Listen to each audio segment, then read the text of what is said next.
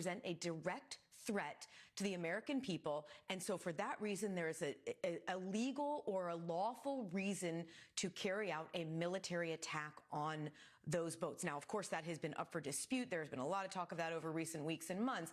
The big difference here, though, is if they are using that same justification not only for carrying out these strikes inside of Caracas, inside of Venezuela, targeting what appear to be a lot of Venezuelan military locations, but also using that as the justification for potentially using the U.S. military to detain Nicolas Maduro and his wife. I mean, that is pretty astonishing. Those are the kinds of things that I'm really hoping to get more answers to.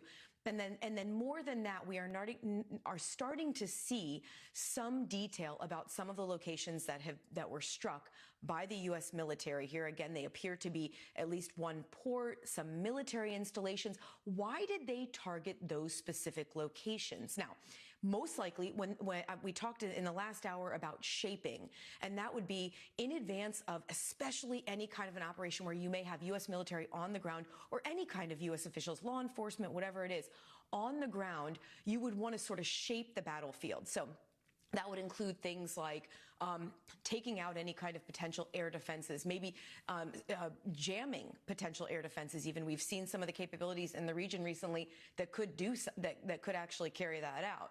But they would want to do whatever they can to make the mission go smoothly. So take out any potential barriers or threats to the U.S. personnel who are on the ground there. Is that why they struck those locations? Or were there other strategic reasons for why they struck those locations? These are all the kinds of questions that we're hoping to get answers to. And then also, there's just the questions that we have been talking about, you know, the legality of this. Nicolas Maduro, of course, was indicted 5+ years ago now in the United States for allegations of being involved in drug trafficking, narco trafficking. We have heard from President Trump, Secretary of State Rubio, from others saying that he is the illegitimate leader here. But what was the real legal justification for doing this, and under what authorities did they do so?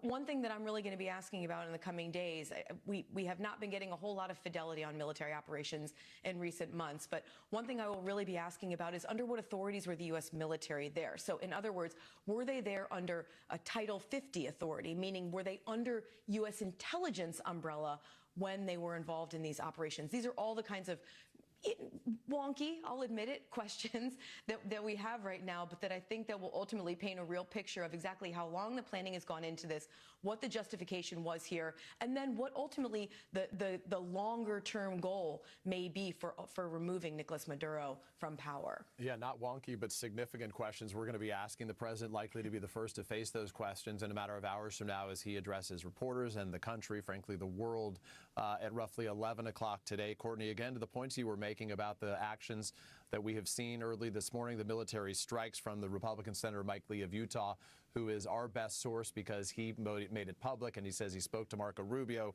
He said that the strikes we saw overnight were deployed to protect and defend those executing this arrest warrant.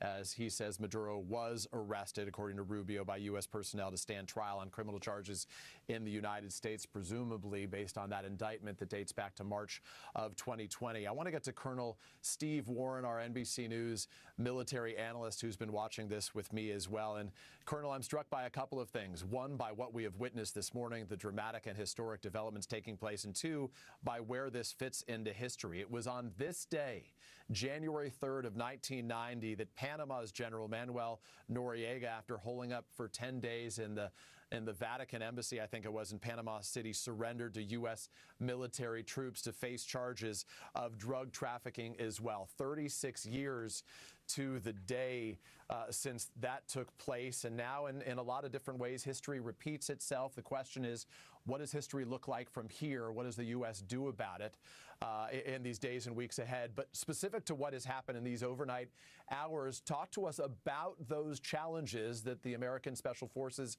would have faced in this capture operation. And of course, what all would agree is good news is that at least at this point, it appears that there were no casualties on the U.S. side, at least those that we have learned about in the carrying out of this action. Well, it's really good news that up till now, we've received no reports of American casualties, and that's something we're grateful and thankful for. It's an extraordinary operation. Operations like this are much more complex, I think, than they look. And that's what great professionals do. They make it look easy. And these are really the world's most elite commandos, the Tier 1 Special Operations Forces out of the Joint Special Operations Command, often called JSOC. We don't know if this was Delta Force or SEAL Team 6, so we can refer to it simply as the Tier 1 Special Forces Operations. Exceptional mission supported by air defense suppression, Special Forces operators, and then, of course, some level of law enforcement who also participated in this arrest. So it's an exceptional mission, so many complications. Courtney Kube, our Pentagon correspondent, touched on some of the requirements to shape the battlefield ahead of penetrating into the target area with the forces that would actually conduct the arrest. I think some of these explosions that we're seeing in various spots, I think we have to keep in mind that while we wanted to suppress the enemy's air defense capabilities, what we also want to do is prevent any quick reaction forces from moving in as the helicopters arrive. So my instinct is that many of these strikes would have been at the ability for the Venezuelan forces to communicate with each other, so some sort of communication node, and then the ability for the Venezuelan forces to respond. So if there are Venezuelan quick reaction forces, they might well have been targeted. If there were Venezuelan police who could potentially respond, they might well have been targeted. So I think that's what we're looking at. Normally we suppress air defense.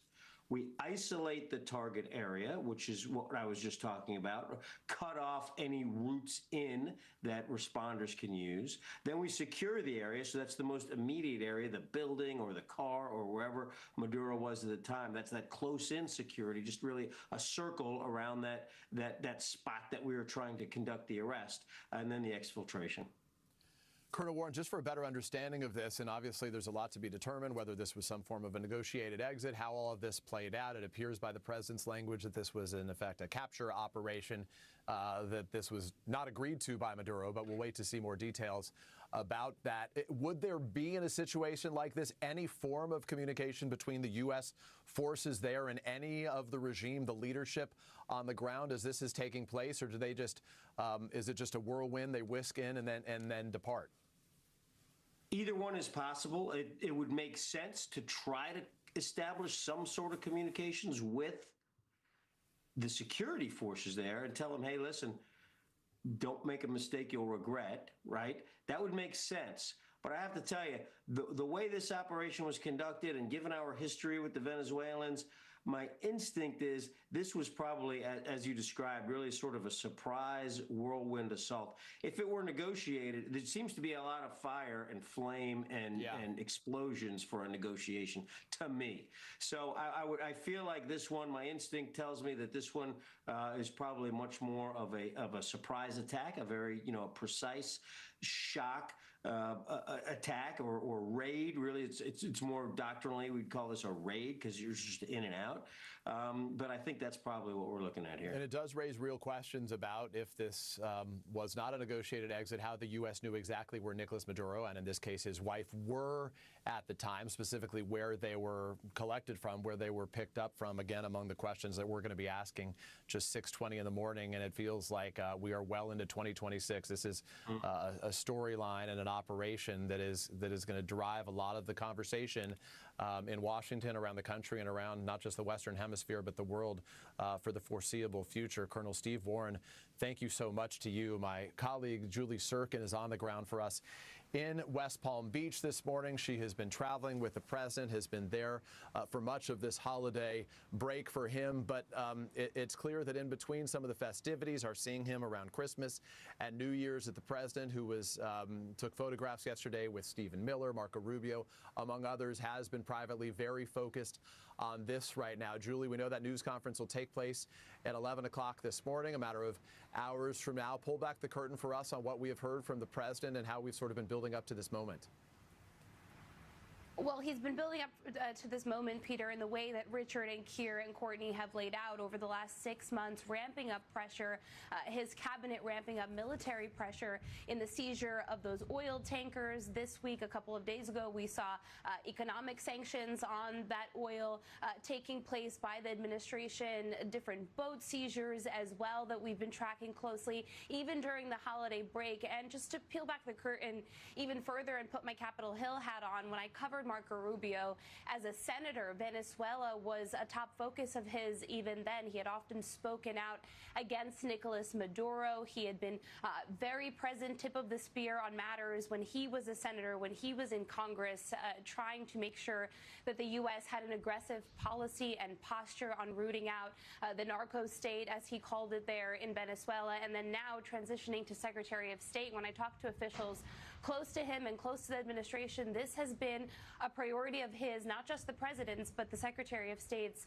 since this administration, this second term, took shape earlier this year. And when you talk about Rubio, a couple of weeks ago, he was giving comments and remarks in his final press conference before the end of the year, and he was asked if there was a possibility of some kind of negotiation, a deal with Maduro to avoid this kind of action, perhaps on limiting the flow of drugs that we've seen the administration use as their excuse, as their cudgel to pursue this military action. And Rubio said even then that Maduro cannot be trusted, that he has fallen through and broken deals and promises in the past, and they cannot make that kind of agreement with him. And that brings us to, in many ways, this moment that we're seeing now. And when you heard from Courtney laying out what she called those wonky questions, what we have called the right questions, when you look at what Congress is going to be asking, the very basics of this is that Article 1 gives Congress the authority, the sole authority to conduct, to declare war, to have that power, the War Powers Act that you heard Mike Lee there, the Republican, who, by the way, is a constitutional lawyer himself. He's often been concerned about these matters. And then Article 2 gives the president the power to act if there is a direct or imminent threat, which is what we've heard apparently from Mike Lee as he laid out the justification after he heard from Marco Rubio. So where does this go from here? I was struck, Peter, as well a couple of weeks ago when Congress received their briefing from administration officials. Pete Hegseth was there, the Secretary of Defense, Marco Rubio was there, and the one question that lawmakers, even Republican allies of the president's, like Lindsey Graham, for example, had asked the officials in the room behind closed doors, what does this look like from Maduro? You are going after these oil tankers. You are intercepting these drug boats that you say are carrying drugs that could harm the American people. But what about Nicolas Maduro? And it is even in that room a couple of weeks ago, Peter, that lawmakers in a classified setting couldn't get answers. Lindsey Graham told me, for example, after that briefing, Peter, that he asked point blank, is it regime change that you are pursuing? Do you want to take Maduro down? To be clear, Graham and other Republicans thought that the administration should take this step, but it is not an answer, Peter, that they received in that room. And now, as Congress heads back to Washington after this holiday break, that is the question that Democrats, that Republicans are going to be asking. But so far, from most Republicans, praise of this administration. When it comes to the president, what's next? He will deliver that news conference in a couple of hours from now. He said, too, in an interview with the New York Times earlier this morning, that he plans to answer the question of what authority the administration had and what their plans are next for Maduro. Peter. Julie Sirkin, thank you so much for your expert knowledge of the situation on the Hill as it relates to those lawmakers. I want to add one thing to this conversation right now, and you can see how the criticism of the president's actions is already developing even before dawn here, or I'm stuck in a building, so can't even tell. I guess it is now dawn in the United States. We've been covering this since the pre-dawn hours early this morning. The criticism focuses on a variety of things. The president has made clear that his concern, his focus on Venezuela, the illegitimate leader, as the president describes it, focuses on Maduro's drug trafficking, his role in that effort. But obviously, there has also been criticism that a matter of weeks ago, just over a month ago, the president pardoned the former Honduran president, Juan Orlando Hernandez, who had been convicted on drug trafficking charges. So you can see, even at this early morning hour, how some of the criticism is developing, questions about the authority under which the president was acting, questions about what the president's critics, many of them Democrats, view as sort of a disconnect in terms of the efforts taking place. But the president is touting the success of what has happened as we begin a new dawn and truly a new day in that country of Venezuela. The president speaking, as you noted, to the New York Times early this morning, saying, among other things, in a quick phone conversation that the Times reports that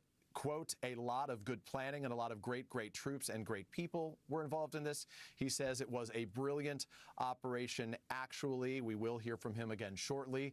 It obviously comes with a ripple effect. The fallout not unique to Venezuela, but to the region around it as well. We are now hearing from the Colombian president in neighboring Colombia, President Petro, there saying that its forces will be deployed to the Venezuelan border and that they are preparing for refugees. This was in the form of a post.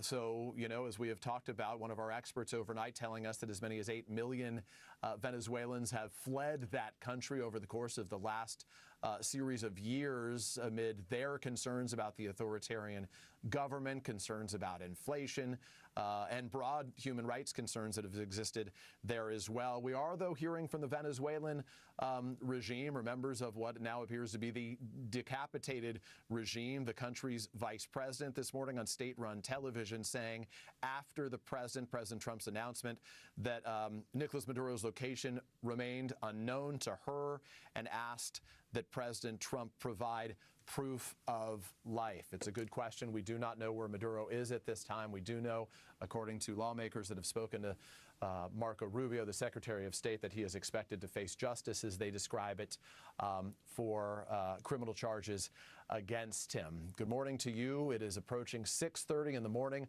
on the East Coast here. And again, we are watching a historic and developing situation taking place in Venezuela, one that the government there describes as an extremely serious act of military aggression. The president saying that the U.S. Was behind a series of large-scale strikes against Venezuela, strikes that began shortly after 1 o'clock in the morning, our time, roughly 2 in the morning. They are an hour ahead in Caracas, Venezuela, an hour ahead of the East Coast. The president also posting that Nicolas Maduro, who you see there on your screen in recent photographs, that he and his wife have been captured and flown out of the country. The president saying that U.S. law enforcement was engaged in this operation as well. Clearly, this capture operation, one of with such high stakes and such potential danger associated with it, would require a special forces type operations. We don't know the details of who specifically was involved in it right now, but the good news as it relates to the U.S. military is that it appears that their actions were a success, and we have heard, at least at this time, no indications of any casualties related to any of the Americans who were involved in the operation that took place overnight. NBC's international correspondent is Keir Simmons. He's been up with us early this morning on a Saturday morning. Keir, as many people are waking up to this dramatic headline right now, we should note that from Marco Rubio via the Republican Senator Mike Lee, it appears that there is no additional military action expected in Venezuela today, assuming the situation stays as it has right now. But as we see you now on camera, we got you off the phone and finally we're able to speak, seeing one another face to face. This changes a lot, and the president had been calling on, in the words of his chief of staff, Susie Wiles, for Maduro to cry uncle. Well, he never cried uncle, and it appears that the president said enough, and he's now been captured. That's right. And the question now, Peter, is that the extent of this operation? We've been talking through the morning about Venezuela on the brink, the unknown future now. It's just days ahead. What will happen in that country? But equally also, we should account for the possibility that nothing happens, effectively, that Maduro is gone, but that right now members of his regime are talking about the country as calm.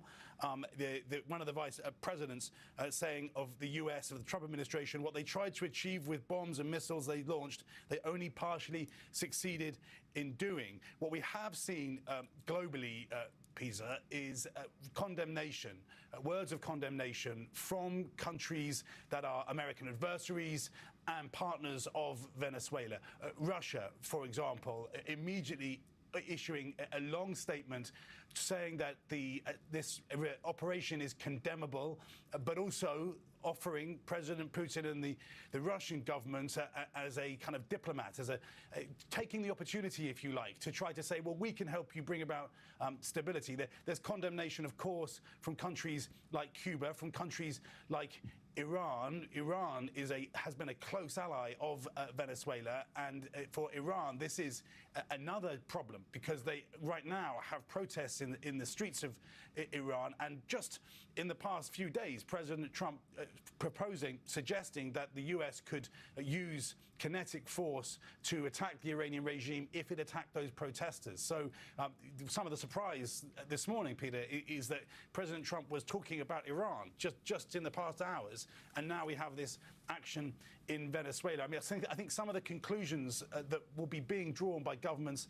around the world is, if you didn't already know it from 2025, that the Trump administration isn't messing around. I think there are also real risks that governments like Russia, like North Korea, like China, see this as further confirmation that it is okay, if you like, for countries to intervene in neighboring countries in their local regions. I think it's also confirmation of what we saw with the Trump administration's national security strategy published just at the end of last year, that the US views the Western Hemisphere, its area, its region, if you like, as a crucial place for its focus, and that it is determined to try to bring about a safer region for the United States. Because you can remember, again, as I mentioned, Venezuela has had these links. The Maduro regime has had these links to Russia, has had these links to Iran. That has been viewed very negatively here in Washington. So there are all of those issues playing, and it will take time, Peter, because we don't know what happens next in Venezuela.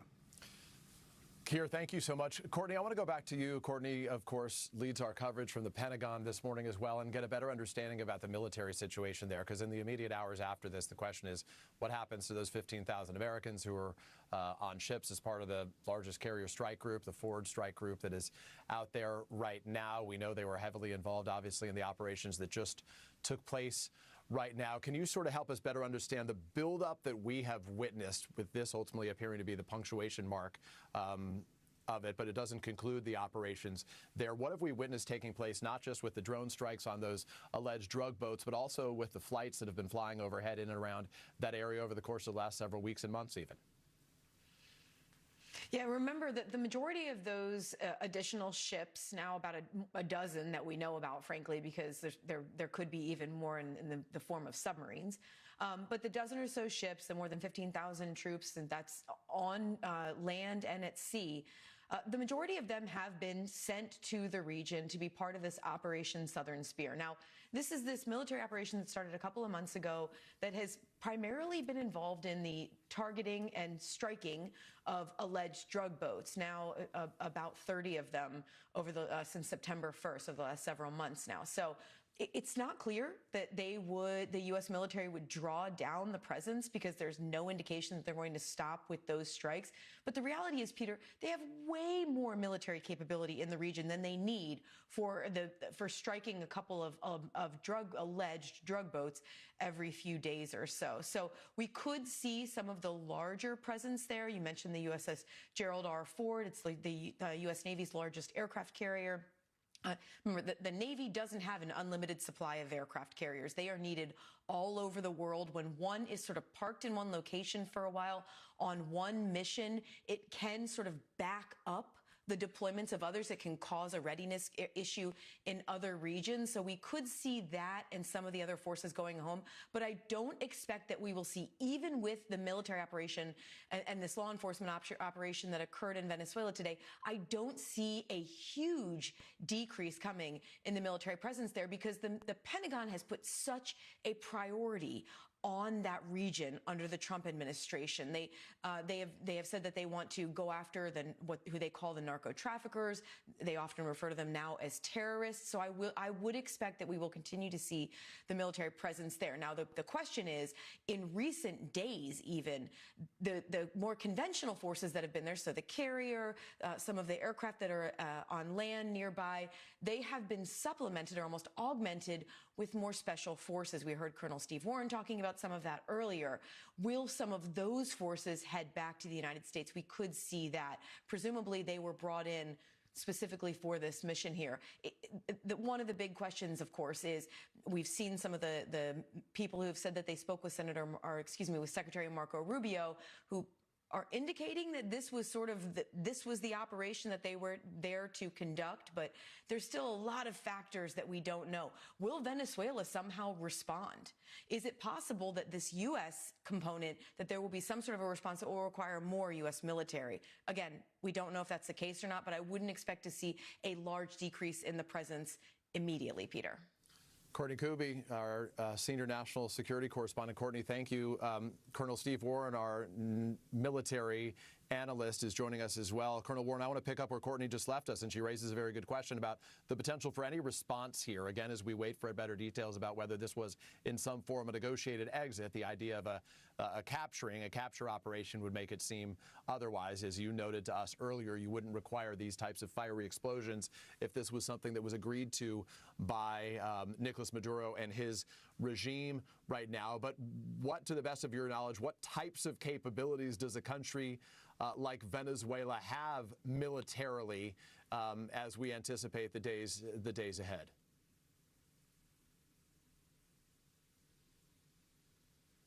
These are great questions. The number one capability I think that the Venezuelan forces has, of course, is ground, right? The Venezuelans do not have the ability to really what we call project power, right? So it's difficult for the Venezuelan military to conduct operations outside the borders of Venezuela. So their ground forces, I think, are probably the most capable.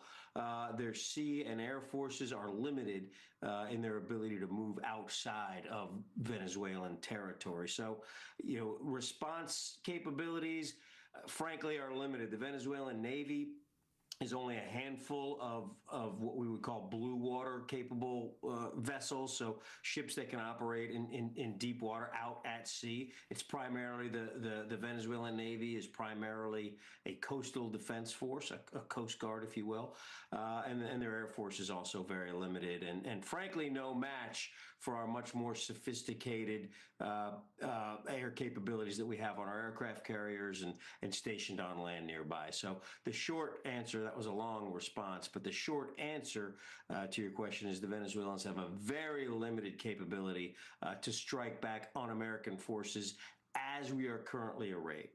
Helps give us a better understanding of this. And Colonel Warren, I think a lot of people are waking up, and though there have been major headlines we've been covering, I've as well from my post on the North Lawn at the White House over the course of the last many months. I think a lot of Americans don't really understand the proximity, how this all relates. Venezuela is basically, you fly straight south from Puerto Rico and hit Caracas there. It's not too far south of the United States. This is a mission, obviously, that appears likely to have been conducted by the strike group in that region in the Caribbean Sea. But this is, though it feels far away in many ways, this is a region that really does impact, as we have witnessed in terms of the issue of illegal immigration. It does really impact Americans in many ways, with a flood of Venezuelans and others having come to the country, and it's also been the source of a lot of the back and forth, the dispute over what is to happen with the Venezuelans who have fled that country, many of whom the president says have been parts of gangs and a part of drug trafficking in this country.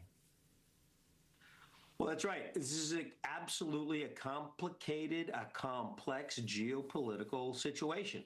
So we have this nation, Venezuela, allegedly involved in significant drug trafficking, allegedly sending immigrants and migrants, or a source of illegal immigration into the nation. Additionally, as we've discussed earlier, Venezuela has contacts and connections and relationships with nations that we consider unfriendly to us. Iran, Russia, maybe, depending on how you feel about Russia. So there's a lot going on here. And what we don't know, and we're hoping that we will hear from the president at 11 o'clock Eastern time when he conducts, he said he will conduct a press conference, is what's next for Venezuela. We don't really know yet what the overall objective was. Okay, so we've decapitated this particular regime. We've taken away one person, and President Maduro and his wife, and that's it. What happens next? And that's what we haven't seen. We don't have a great understanding of what it is that the United States government was trying to achieve. We struck some drug boats. Okay, maybe that's going to reduce the flow of drugs into the country. Remains to be seen whether or not that's happened. Okay, we've now decapitated the government of Venezuela by capturing their president. But what's it all for? What are we trying to, how is America safer today with Maduro gone than we were yesterday? That's what we don't know yet. Colonel Steve Warren, an NBC News, military analyst. Colonel Warren, thank you so much. I want to briefly, we're gonna reset in a moment. We're gonna get to the Today Show a short time from now to pick up our live coverage. But Keir Simmons, I want to get to you just for one final thought on this before we reorganize and help update our audiences on what's been taking place here about just the dramatic change that took place. There had been an escalation over months, and now obviously it culminates in this dramatic action overnight with the before dawn in Venezuela. There, the fiery airstrikes, low-flying helicopters, the capture of Nicolas Maduro, and now really a question mark about what happens next. Absolutely a question mark, and as you have been saying, a question mark over what the ambition is here. But something of a question mark, because perhaps this is a message from the Trump administration to say, do what we say, or we will intervene kinetically and remove you. That is a message. Clearly, Maduro has now received that message, but other leaders around the world may well be listening. Well, they will be listening. And another aspect to this too, Peter, we know what the U.S. Trump administration's policy is because it was set out in the National Security Strategy just at the end of last year. Right. And it identifies key threats: drugs, migration, crime, and China in the Western Hemisphere, trying to reduce the influence of China. All of those things may well be aspects of what was decided here. Keir, we're going to regroup. I appreciate your reporting all over the last several hours. That is going to do it for this NBC News special report. It doesn't end our coverage. We've been focused on the U.S. strikes on Venezuela, the capture of the Venezuelan leader, Nicolas Maduro. We'll see you this morning on The Today Show.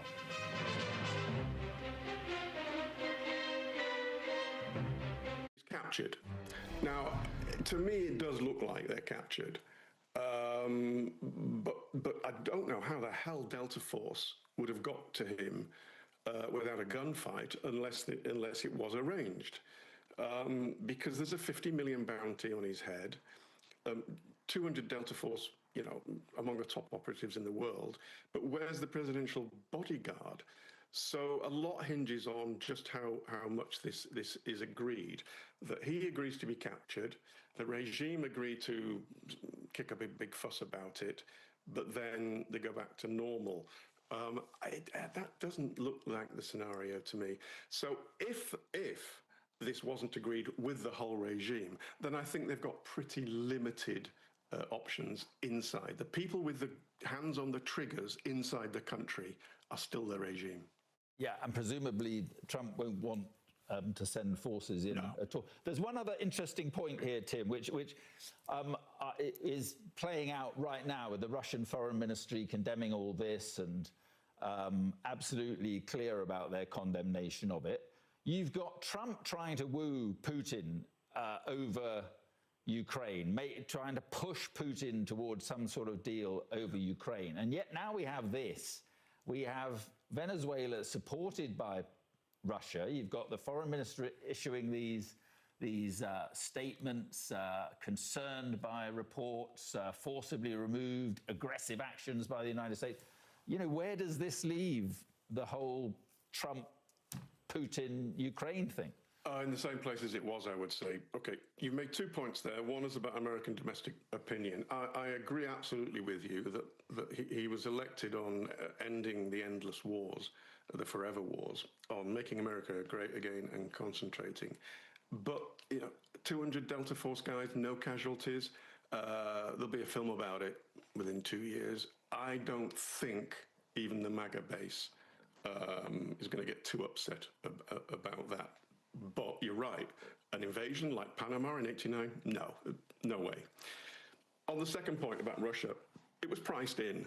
The Russians can hardly say, oh, okay, we don't care. I mean, all America's foes and some of their friends will condemn this. But that's priced in from the beginning. And the more controversial and perhaps depressing point, I think, and more important point, is that although you're absolutely right to ask about international law and about reaction and all the rest of it, that's the previous decade. This is a new time. This is a new time where international law is being relegated year after year after year, and the UN and the Security Council, and they're being relegated year after year after year. It's a new time, and it is a time of hard power.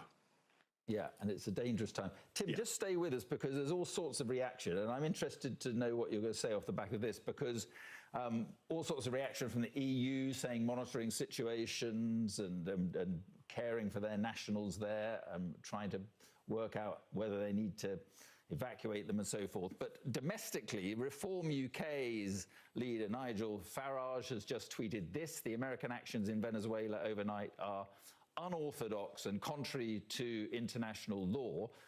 But if they make China and Russia think twice, it may be a good thing. I hope the Venezuelan people can now turn a new leaf without Maduro. That's Nigel Farage, who clearly has been close to the White House and to Trump. Sir Ed Davey, leader of the Liberal Democrats, has also tweeted, Keir Starmer should condemn Trump's illegal action in Venezuela. Maduro is a brutal and illegitimate dictator, but unlawful attacks like this make us all less safe. Trump is giving a green light to the likes of Putin and Xi to attack other countries with impunity. Let's go back to Tim, and this really follows on from what you were saying, that there is this kind of, flouting of international law. We've seen it in Ukraine.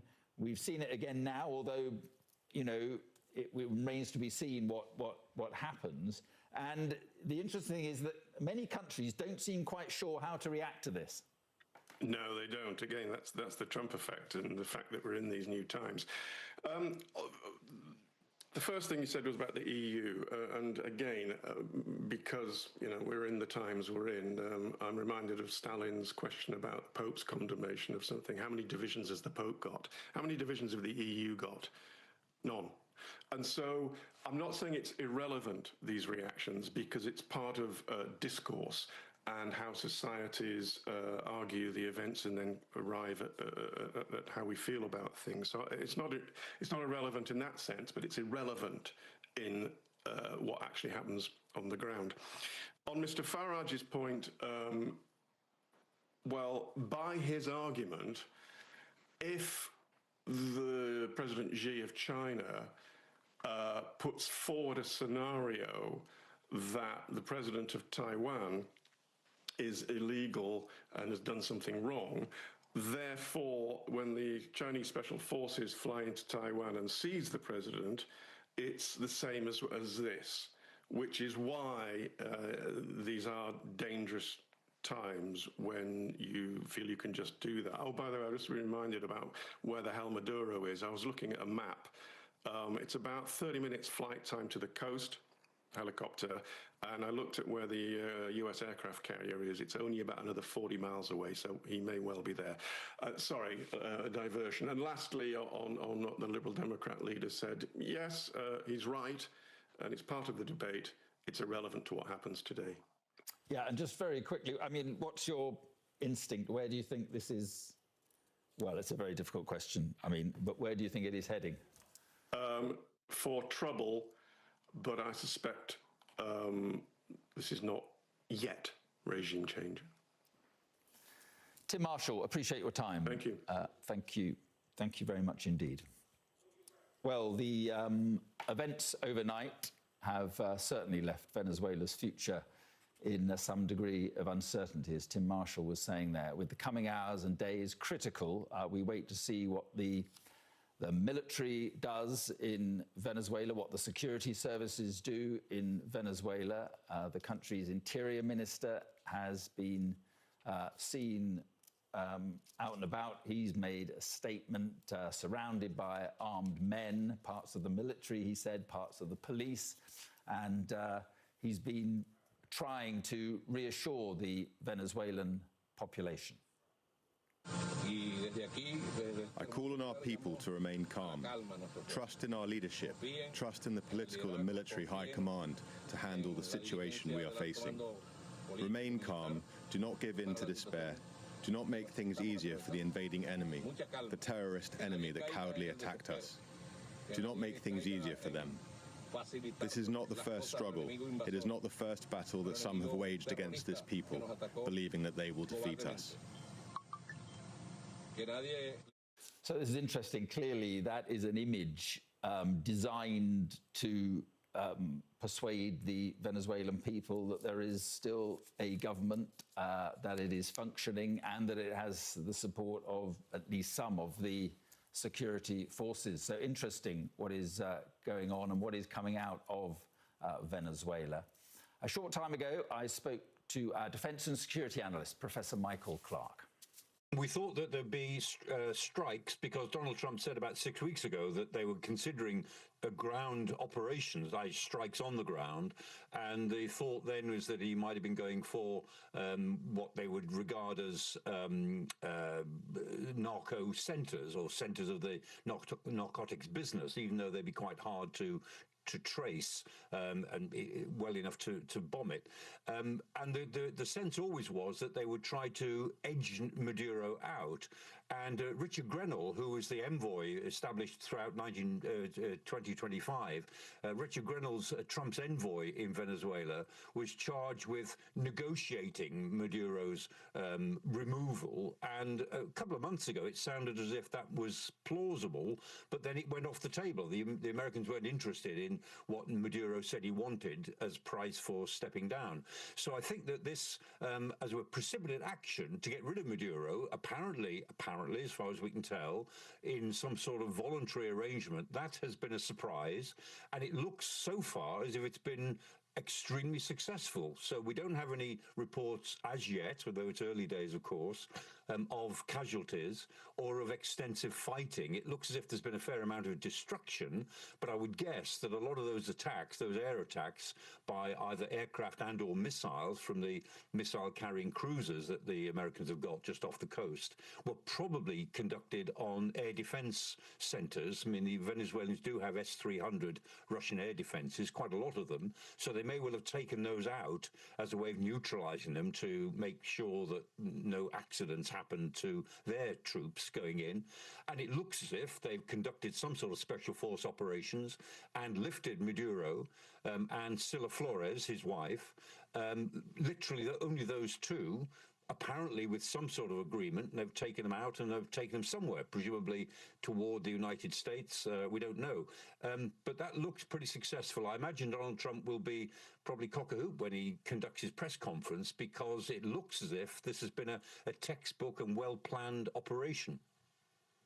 Just should tell you, Michael, that we're getting word that tanks have now been seen close to the presidential palace, and also that the Venezuelan defense minister has issued what he's calling a full deployment of the armed forces after these US strikes. I guess on the face of it, this is unsurprising, given that the military tend to move after these things, but what do you make of that? Yeah, Vladimir Lopez is the man we're talking about, I think, who's the Minister of Defense and the Chief of the Military. Also, his deputy is Domingo Lares, and he will be pretty important too in the next few hours. So I think, I'm just looking at that picture on the screen as you put it. I mean, that's not a US vehicle. I'm pretty sure that's a Venezuelan armored personnel carrier or armored fighting vehicle. And if Lopez has ordered them onto the street around the presidential palace, I mean, that's entirely logical, because he'd be frightened of as a civil disorder as dawn arrives in Venezuela. They'll be worried that people converge on the presidential palace and sort of try to ransack the place. So I imagine that that's a sort of policing response, but we don't really know how the Venezuelan army will react. And I think, as our previous guest was saying, Professor de Alba from IISS, the reaction of the army is absolutely critical in these cases. I mean, if the army decides to sit on its hands and allow whatever's going to happen, then that gives you one set of outcomes. And if the army is proactive, gets out on the streets and tries to maintain the regime without Maduro, i.e. it's the Maduro regime but without the chief, then I think the public reaction might be really quite different, and I think there may well be the violence. So we don't really know whether the Maduro regime is really over or whether the opposition can do anything about it. I mean, these opposition groupings, I mean, one of them, the Democratic Unity Round Table, as it's called, and its acronym is MUD, M-U-D, which I'm afraid is rather appropriate because it is all over the place. It's simply united by their hatred of Maduro, and there's an awful lot that divides them other than the unity around hating him. There's a better called a unitary platform, which is a version of the MUD grouping, and that's a bit more coherent. But it isn't clear, for all that people respect Maria Machado, who won the Nobel Prize, and the person who ran when she wasn't allowed to run, her deputy in a sense, Edmundo Urrutia. People respect them and like them, but that's not the same as saying that there is an opposition really ready to go. Maria Machado says there is. She says that the opposition are ready to take over as and when. Well, if so, then this is their opportunity. But how that is implemented in the next few hours would be critical, and it comes back full circle to what the army does. So Vladimir Lopez, the Minister of Defense, and possibly Delcy Rodriguez, the vice president, if he is still vice president. In theory, he still is. We'll see if he is by the end of the day. But Lopez and Rodriguez are probably the two most important people in Venezuela for the next 24 hours when we try to gauge what reaction there might be on the streets.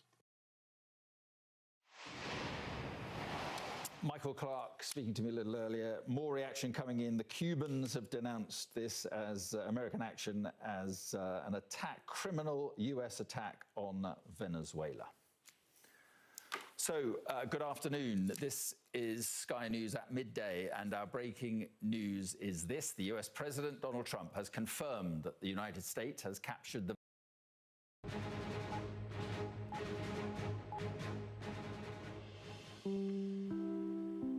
This is an NBC News special report.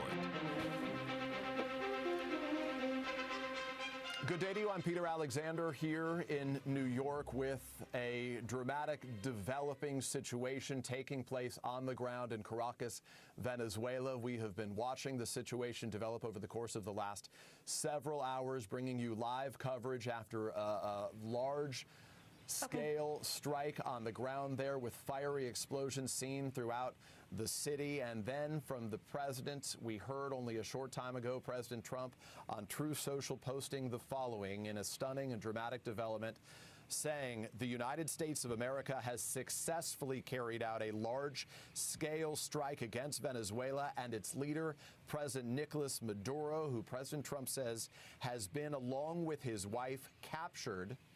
He says he has been captured and flown out of the country. This operation was done, the president says, in conjunction with U.S. law enforcement. He says details to follow, announcing a news conference to take place at 11 o'clock this morning, roughly 5.5 hours from now at his Mar-a-Lago estate. Right now, you are looking at a live picture. Well, there is the president's post on social media. But let's show you again that live picture on the ground of a more calm, at least from the sky, situation in Venezuela. Now dawn breaking above the capital city there, and it is a new dawn for that country without Maduro, who the U.S. had accused for months of being an illegitimate leader, saying that he was the head of a narco-terrorist regime. He is no longer in power. Real questions right now about who is governing that country. Will it take one of two different forks in the road? Will it be a country that is governed by a new Democratic-led government, or will it be one that continues to follow the path of Nicolas Maduro? We have a series of questions that have yet to be answered. We have reached out to those at the White House, the Pentagon, and State Department for some answers to those questions, including where is Nicolas Maduro right now? Where is he being taken? Will he face justice, as it were, in a U.S. court of law in the United States? Was this a negotiated exit? We do not know about that just yet as well. Maduro, only a matter of days ago, had told a Spanish journalist that he was open to conversations with the United States. The president himself has said publicly that the focus has been on ending the illegal flow of drugs from Venezuela into the U.S. The president says it's fentanyl. Experts in that region say most often Venezuela is responsible for the flow of cocaine, notably to Europe, but some of it gets to the United States, of course, as well. We are also trying to get new details about the operation that has taken place on the ground. But as we look at some of the video from earlier in the distance, you can see some of the glowing lights, the fiery explosions that had taken place.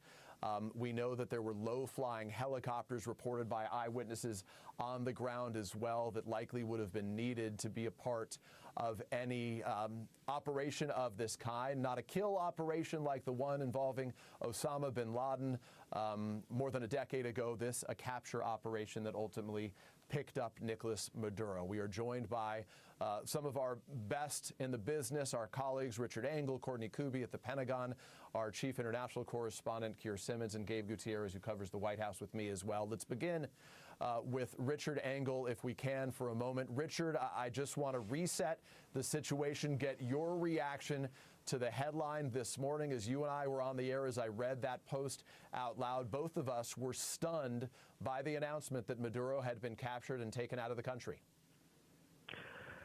So the first indication we got that something dramatic had happened was several hours ago. We've been on air for several hours now, Peter, when we heard these vague reports, still unconfirmed, of explosions in Caracas and in potential other areas.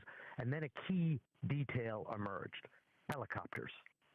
Witnesses described helicopters on the ground, hovering, sounds of aircraft, explosions in multiple locations. As soon as you start hearing helicopters hovering, you get an indication that this is an extraction operation. You obviously can't land fixed-winged aircraft in the middle of a city. But who was the target? What happened? Who was carrying it out? And then a short while we were discussing all of these scenarios, President Trump himself, and by no accident, President Trump himself, the Pentagon has been silent. So up until now, this is something of a pattern where major announcements are made by President Trump personally on Truth Social. President Trump announced that it was Nicolas Maduro and his wife who had been captured, and that they will face justice. And thank you for your attention to this matter. Richard, the question that everyone is asking right now is, did the United States, did President Trump just carry out a successful regime change? Because regime change has just happened. And will this open the door to a democratic opposition, better economic relations, a weakening of an alliance backed by Cuban intelligence all across the region, a new Latin America where the U.S. has a much stronger hand? Or did tonight President Trump just send Venezuela into uncertain territory for sure, but civil war and a power struggle that the United States will have to either watch from afar or be drawn in to try and contain? Richard, I apologize for my interruption. I only want to share some new information that I received while you were speaking there. This is coming from the Republican Senator of Utah, Mike Lee, who had spoken only a matter of hours ago, as we shared during our live coverage, criticizing this, asking how and what constitutional act was taking place where the Congress had not been notified of this. Mike Lee has now posted a new statement where he says he just spoke to the Secretary of State, Marco Rubio. He says that Rubio informed him that Nicolas Maduro has been arrested by U.S. personnel to stand trial on criminal charges in the United States, and that the kinetic action, the strikes that we saw tonight in effect, was deployed to protect and defend those executing the arrest warrant. So that this was the primary mission, the strikes, in the words of Mike Lee, detailing what he was told by the Secretary of State, Marco Rubio, that those strikes were basically to help protect those who were executing this arrest warrant. This action, Lee adds, likely falls within the president's inherent authority under Article 2 of the Constitution to protect U.S. personnel from an actual or imminent attack. Now, the lawmakers will, of course, fight over the circumstances behind this, how this is being conducted, but let's focus again on what we know is happening right now with our senior national security correspondent, Courtney Kuby, who is up early as we begin this new year together. Courtney, again, the major headline there, the capture of Nicolas Maduro and the successful carrying out of this large-scale strike against Venezuela. What are your sources telling you?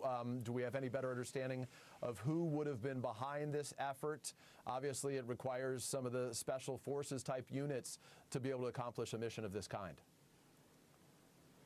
Yeah, I mean, I think what we need to keep in mind here, Peter, is the U.S. military, when it's come to some of these recent actions in the region, so specifically the interdictions of these oil tankers, the military has been in support of law enforcement here. Based off of the way the president posted this on Truth Social, his own social media platform, of course, that he started, based on the way that he wrote about this, it does appear that this was law enforcement that was in the lead here. We're still trying to get more information about that.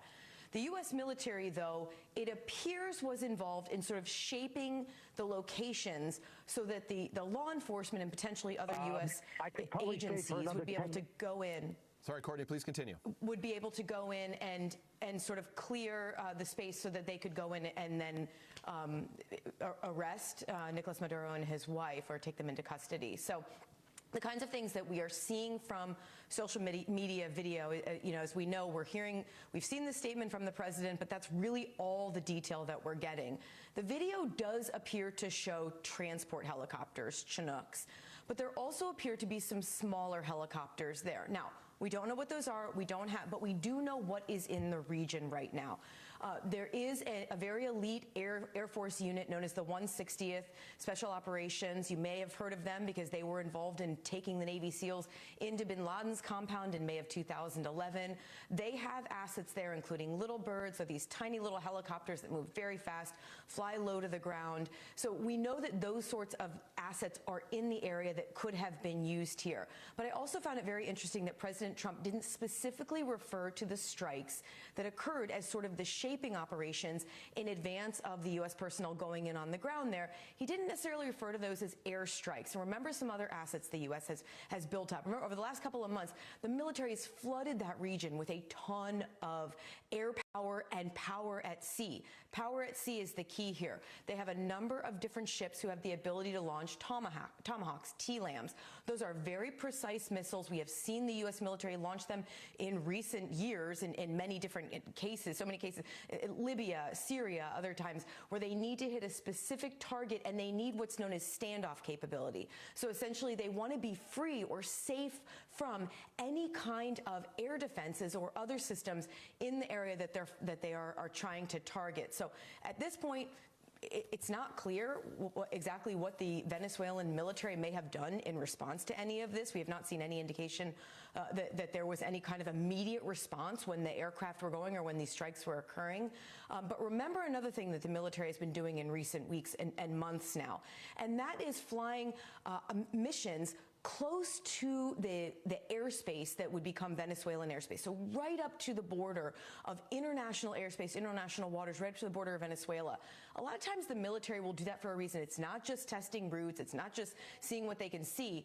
It's trying to figure out exactly what the air defense is in a place, how they respond to an aircraft. So it's known as painting an aircraft. Does the air defenses that are potentially lined up along the border there of Venezuela, are they latching onto U.S. military aircraft when they fly up close to Venezuelan airspace? This would give the military, over the course of the last several weeks when we have seen them do this time and time again, even with things like long-range bombers, are the Venezuelan air defenses painting those aircraft? How quickly do they respond? This gives the military, the U.S. military, essentially a pattern of life of how the Venezuelan military would respond to aircraft flying in. So all of these things that we have seen occur over the last several weeks and months with the military, the buildup, the exercises, the routines that they have been flying, what they have been doing, it appears that it's all been building up to this, Peter. But the big question that we still don't have a good answer to is, beyond the strikes and beyond what appears to be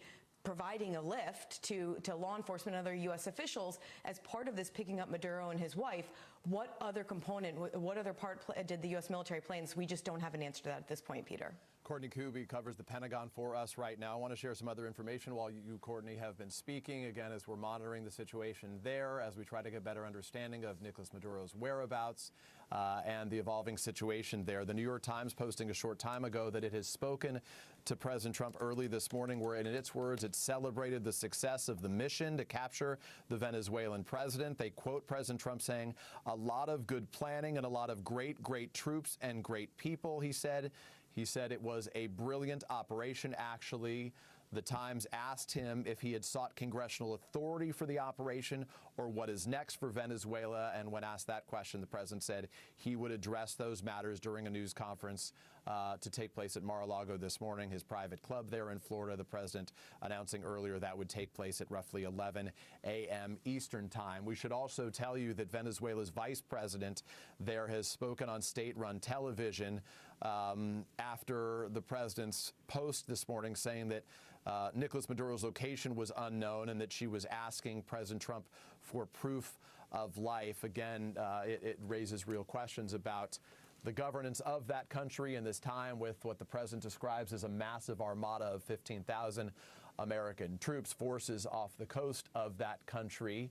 I want to bring in now the NBC News military analyst, the Colonel Steve Warren, who is joining us this morning. Colonel Warren, Happy New Year. We are off to the races as we begin this new year again. The president wasting no time at the start of the year in his pressure campaign against Nicolas Maduro, ultimately, as he said this morning, capturing him and his wife, taking them out of the country. Unclear if this was a negotiated exit, but as the Republican Senator Mike Lee said, the strikes that we saw early this morning were done in effect to protect the executing of that arrest warrant, the effort by those forces to pick him up. I know you haven't been involved, obviously, in what's taking place there, but give us a sense about how something like this would be conducted, how challenging it is, and what considerations would have gone into place in advance of a dramatic capture operation like this.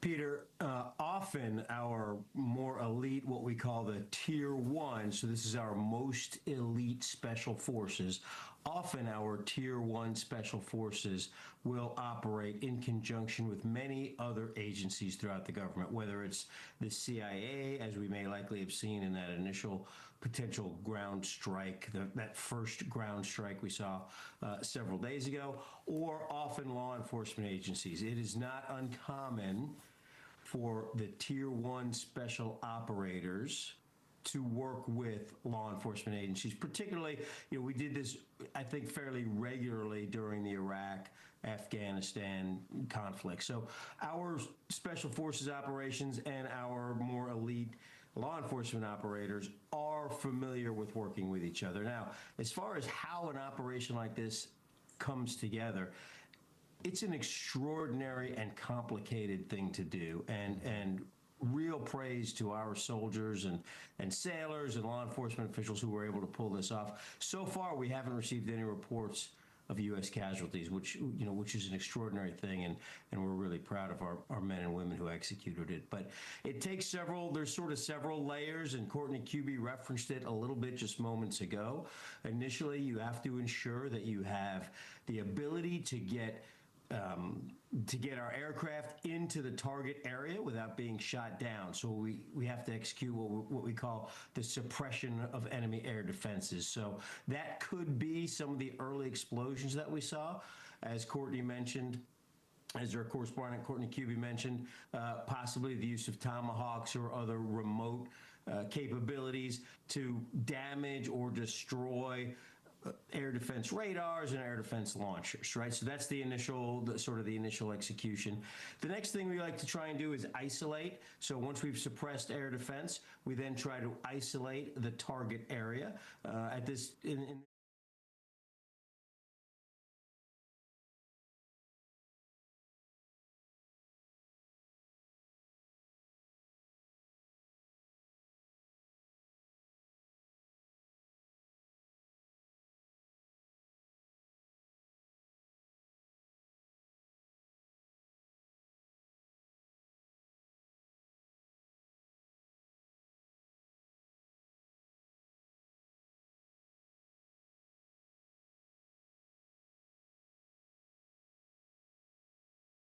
To what led up to the events that we are seeing unfolding right now in Venezuela. And arrest the The individual US that we're strikes looking come for. despite Caracas signaling.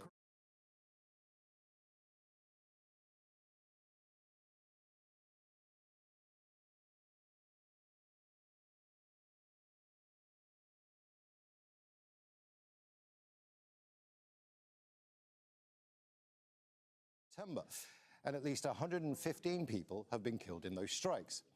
And since August, the US has significantly increased its military presence near Venezuela, deploying more than 15,000 soldiers to the region. So let's bring in Shihab Ratansi here. He's in Washington for us. Shihab, this attack in many ways was telegraphed long before it actually happened. We've just run through the recent background there. But no one thought that this was going to happen, that the US was going to capture Maduro. But the question I want to ask you is, there are still splits within the Trump administration. There are MAGA, who doesn't want foreign interventions, doesn't want foreign wars, but there are those people who want regime change. How do you think Trump has managed all of that to get to this quite unprecedented place we're in right now? I think what's going to be key then is what rationale he gives at the press conference at Mar-a-Lago at 11 a.m. local, because it is clear that there's this has the potential of splitting up the MAGA coalition. The whole point was no more endless wars, no more regime change wars like Iraq, for example. However, there is always the possibility that they will present this as a law enforcement operation. And by all accounts, the vice president is still, is in charge. She gave this audio address on VTV, on state TV. She requested proof of life of Nicolas Maduro and his wife. And she says the situation is calm right now, but multiple military personnel have been killed. We heard from the defense minister vowing a struggle, but there is always the possibility that this is going to be presented simply as a law enforcement operation, and the regime and one of the Venezuelan government remains largely intact, and the vice president now takes over. It's interesting, though, that Donald Trump has given a phone interview with the New York Times now, very brief. He celebrated the success of the mission capture. He said a lot of good planning and a lot of great troops and great people, he said, were involved. It was a brilliant operation, actually. And when asked if he had sought congressional authority for the operation or what is next for Venezuela, Mr. Trump said he would address these matters during that news conference at 11 a.m. at Mar-a-Lago at his private club and residence in Palm Beach, Florida. 11 a.m., 12, 1, 2, 3, 4. So 1600 GMT, Imran, you probably know that better than me, but yeah, just in a few hours' time. Monday.com is the best AI for work, and here's why.